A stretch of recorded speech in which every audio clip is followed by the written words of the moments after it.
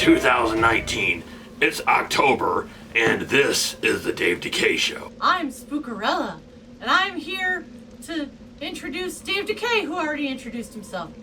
Alright then, so tonight we are going to be reviewing another classic, because, Dracula was a classic, don't get me wrong, but this one, now this one is a real classic. This one is one of the first... I have no idea what I'm going to say. I think you were going to say that it also includes my very good colleague, Dr. Frankenstein. Hang on, wait a minute. Professor so-and-so, you know Dr. Frankenstein? I did not know that. Yes, he was a colleague of mine at the university. I had no idea. What were you saying, Spookarella? Were you saying something? This is the 1931 classic science fiction horror movie, Frankenstein. So, how many years between Dracula and Frankenstein? Same year. So this actually came out the same year. Wow, that's impressive. Yes, it was only a few months between them. Now, the thing with Frankenstein is I just read the book not too long ago. Yes, this is based on a book by the first lady of science fiction. She basically invented the genre of science fiction. It's written by Mary Shelley. I never read the book before, and I was curious about the book, being that I knew we were going to be doing this for Horror Month. And I gotta tell you, the book was 100% different than this movie. Huh?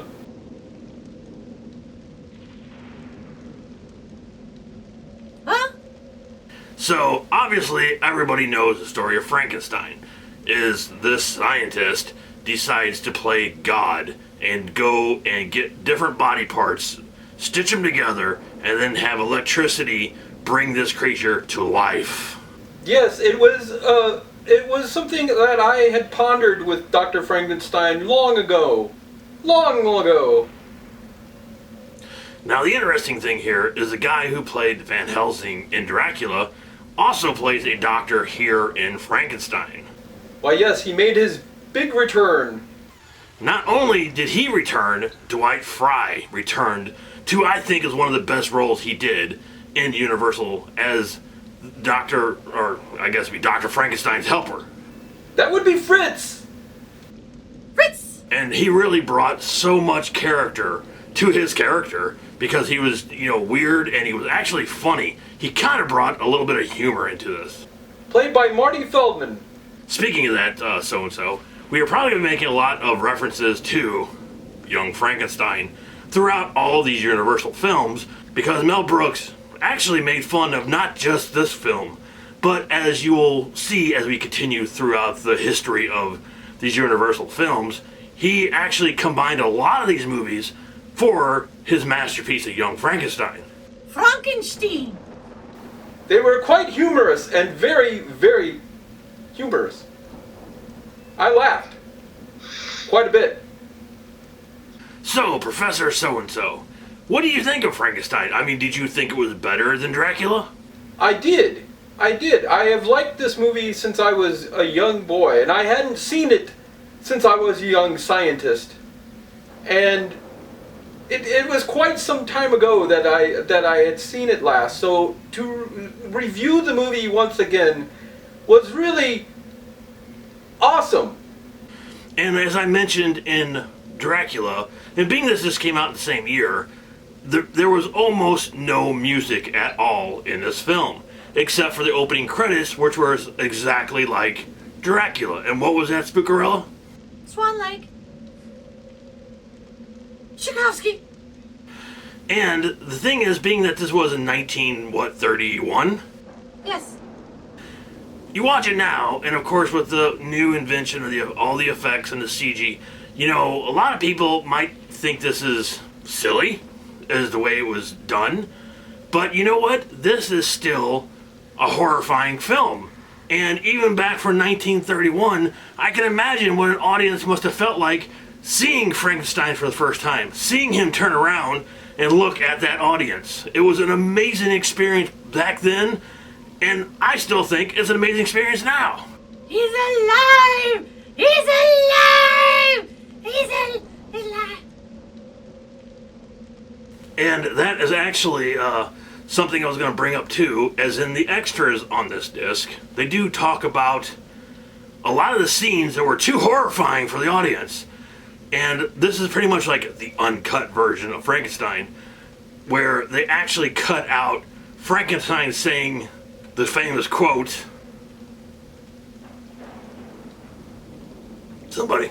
Now I know what it feels like to be God. Yeah, but what was the whole quote? I don't know. That's the only part I remember. Okay, good job, Spookerella. Thanks. Well, that was a scene they actually cut out of most of the films because they didn't like the fact that he was comparing himself to God himself. And the other scene to actually cut out of the film was when Frankenstein took the little girl and threw her into the river. They thought that was way too scary, way too violent. So that was also cut out a lot of the original early prints of this movie. I am in shock. I am in total disbelief that they would do such a thing. Now, as I was saying, as I read the book was so much different than this movie because actually when Frankenstein created the monster, he left. He literally created the monster. She didn't explain how he was created. It was just he was there, and then the next chapter he became alive. And then Dr. Frankenstein freaked out and ran out of the room. And when he came back, the monster was gone. And he's like, woo! Dodge that bullet, and then Frankenstein met up with his buddy, and they just like hung out for 2 years. And yeah, creature's just out doing whatever. Dr. Frankenstein stayed at my house. We partied. Oh, it's all making a lot more sense now, actually. Yes, it was in between that time, those 2 years, that we got to know each other quite well. And he didn't have a cell phone back then, so you couldn't like get a hold of him?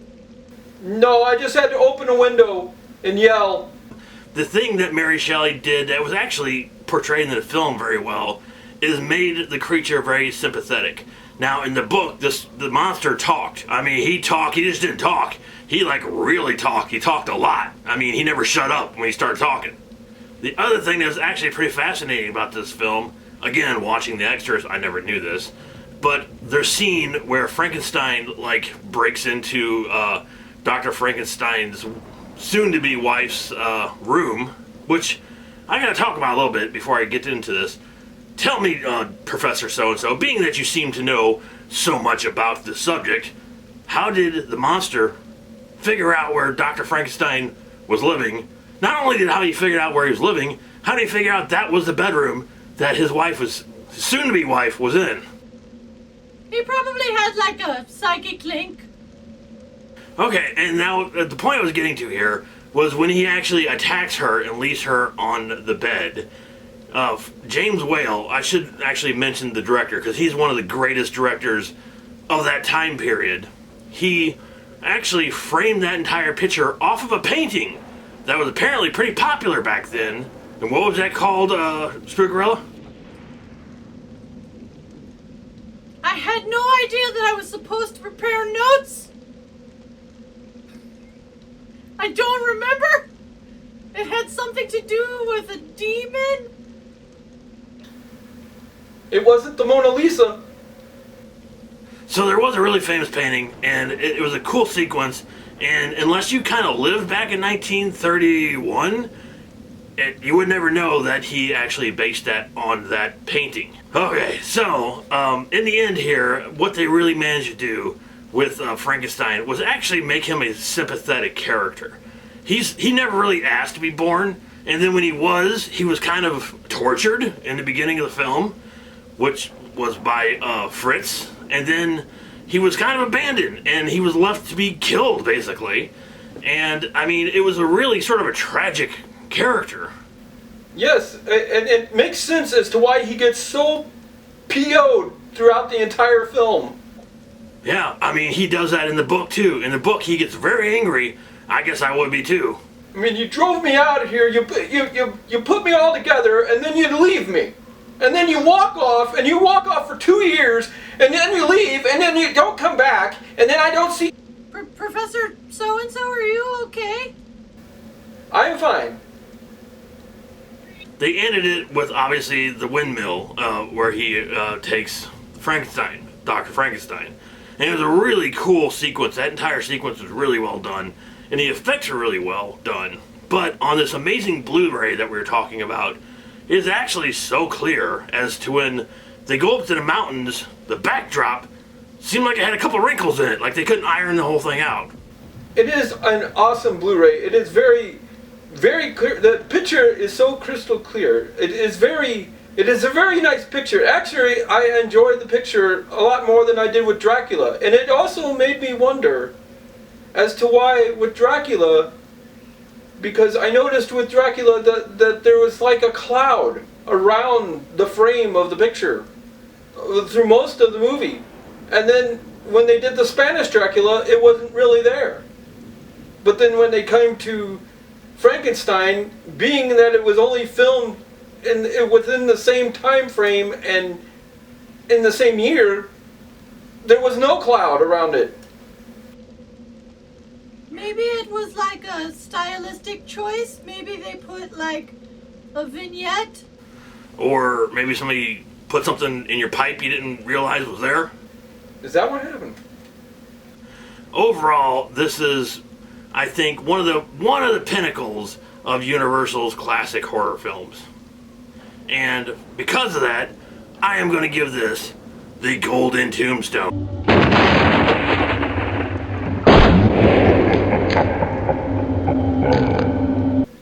I think it goes without saying that I did enjoy this film myself, and I think it is an all-time classic that just bears seeing with you and all of your family. So take the time this Halloween to sit down and enjoy a classic like Frankenstein.